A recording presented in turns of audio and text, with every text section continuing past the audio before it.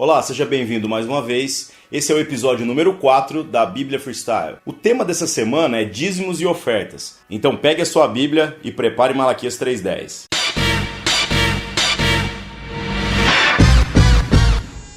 Em 2000 anos de cristianismo, nós ainda temos algumas dúvidas no que se refere à questão do dinheiro e à vida do cristão. Para falar a verdade, a argumentação utilizada pela maioria das igrejas e pastores extrapolam aquilo que é a verdade bíblica para nós. Por exemplo, será que nós realmente devemos ter medo desse tal devorador que tanto falam? Não é possível discutir dízimos e ofertas sem levar em conta o contexto em que essas passagens estão colocadas dentro das escrituras. Está muito fácil encontrar na internet uma série de pastores que estão defendendo a questão do dízimo como algo perfeitamente normal no tempo da graça, sendo que isso, na verdade, mais parece o interesse em viabilizar o próprio ministério do que propriamente uma fundamentação clara a respeito das coisas de Deus. Então, pare para pensar comigo um pouquinho. Não é possível falar desse assunto sem parar para observar quais são as passagens que realmente falam sobre dízimos. Biblicamente, o dízimo é colocado para a vida das pessoas como um imposto estabelecido no Antigo Testamento.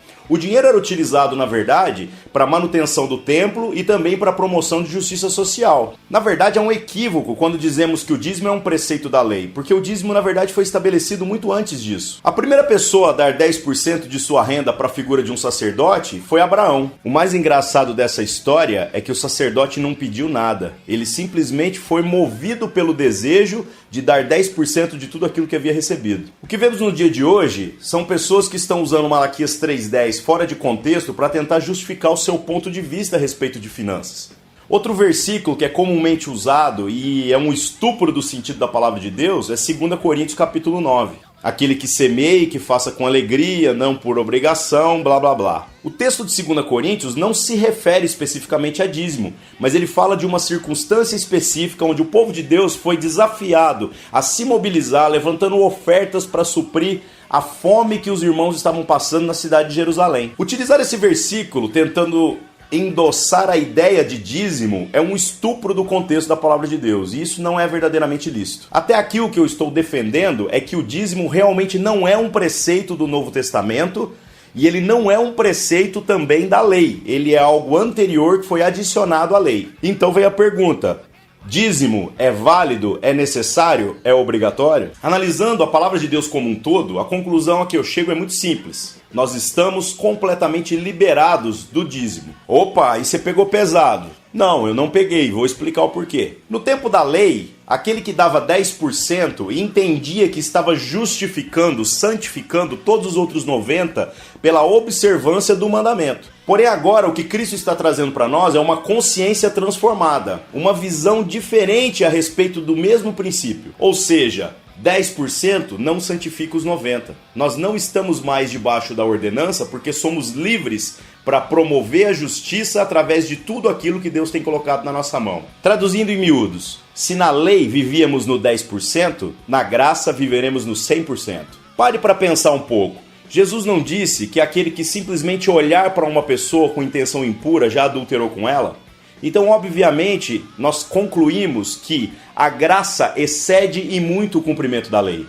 No tempo da lei, contribuíamos com 10% daquilo que era o nosso rendimento. No tempo da graça, somos desafiados a contribuir com 100% daquilo que Deus tem nos dado. Opa, peraí, como que eu vou dar 100% para Deus? Essa é a grande questão. O cristão que acredita que os 10% sejam uma meta aceitável, ele está, na verdade, tentando passar com nota 6 naquilo que a gente chama de graça. Se de fato a graça excede o mandamento em todas as coisas, nós precisamos então fazer com que a nossa generosidade seja excedida. Para que a generosidade de Deus para com a nossa vida alcance outras pessoas, nós precisamos nos envolver com aquilo que são as causas do reino de Deus. O desafio é realmente sentirmos as dores das pessoas. Ou seja, nós como comunidade nos mobilizamos financeiramente para que a igreja tenha o alcance que deveria estar tendo. Ah, mas então você está dizendo que eu não sou obrigado a dar dízimo? Eu estou dizendo que se você vive debaixo da obrigação, então você ainda não foi liberto da lei. Só que eu também estou dizendo que se você precisa de um mandamento para ser fiel no dinheiro que Deus tem colocado na sua vida, então você ainda não está vivendo graça, mas sim desgraça. Quando a nossa consciência é transformada a respeito de finanças, se torna muito clara a necessidade de envolvimento da nossa parte. Nós não conseguimos mais olhar para situações de justiça social e fingirmos que está tudo certo, fingirmos que está tudo bem. Nós precisamos nos envolver com tudo que somos e tudo que temos. Quando isso acontece, a graça de Deus que nos alcançou, alcança também outras pessoas. Pare para pensar um pouco. Tem muita gente que às vezes está dando dízimo daquilo que não tem. E isso não faz o menor sentido. Por exemplo, digamos que você tenha gasto R$5.000 no cartão de crédito. Como você pode dar dízimo de um dinheiro que você não tem? Afinal, você não tem o seu salário pelos próximos meses. Você gastou aquilo que não deveria ter gasto. Então, para sermos justos, nós como igreja deveríamos estar liberando a sua vida para que você pudesse consertar esse desvio financeiro. As promessas de maldição lá de Malaquias 3, elas não se referem a nós que estamos na graça. O texto de Malaquias 3, na verdade, se refere a promessas específicas feitas ao povo de Israel. Cabe a nós agora, como cristãos, entendermos qual é o nosso papel nisso que nós chamamos de reino de Deus. Nós entendemos realmente que tudo que Deus colocou na nossa vida não é apenas para nós, mas é para ser repartido, dividido, compartilhado? Se há esse entendimento, então por que a gente ainda está vivendo em cima de percentual? O que eu tenho percebido é que quando pessoas colocam as suas vidas verdadeiramente na presença de Deus, elas se tornam muito mais generosas do que aqueles que querem seguir um mandamento de 10%. Ah, mas e a manutenção do templo e o sustento dos pastores? Realmente essa é uma questão que ainda precisa ser discutida. Não podemos tratar a questão financeira das igrejas como dogma. O dinheiro realmente é utilizado para o sustento de algumas famílias e para a manutenção estrutural, mas essa não é a prioridade da igreja. É perfeitamente possível um sistema onde os pastores não são tão onerosos. Também é perfeitamente possível uma igreja que não tenha prédios. Mas então o que é o desejável, o que é o correto? Não há fórmulas para definir isso. O que precisamos é, como comunidade, encontrar o equilíbrio em todas as coisas.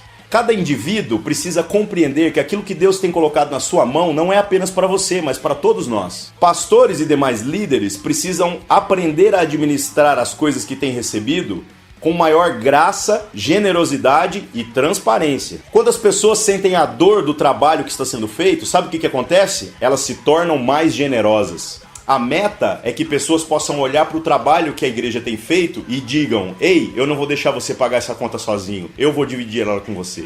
Para que isso aconteça, precisamos de uma consciência transformada a respeito de finanças.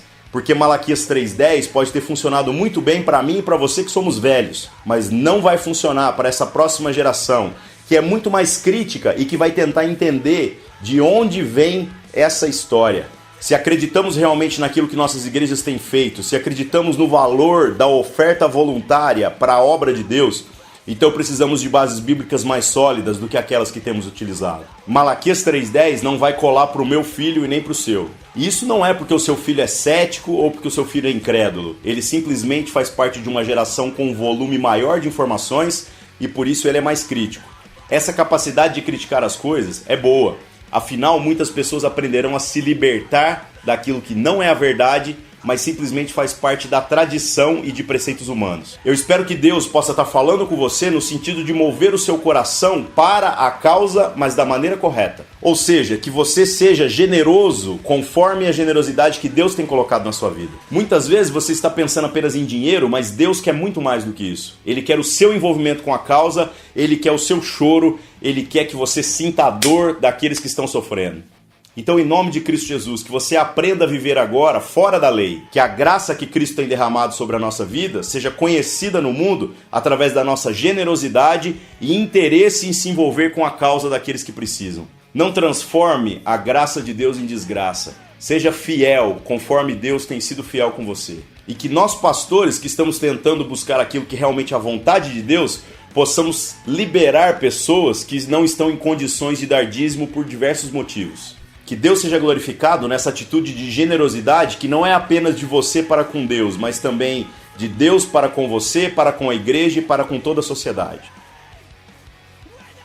Eu espero poder ter esclarecido algumas coisas sobre o assunto, e se você quiser saber mais alguma coisa, tiver alguma crítica ou pensar diferente daquilo que eu estou dizendo, use os comentários abaixo, desce a ripa aí, e quem sabe, talvez, se o seu comentário for legal, eu responda alguma coisa. Se você gostou desse vídeo ou de outros que fazem parte desse canal, inscreva-se. Que Deus abençoe e eu te vejo de novo na semana que vem.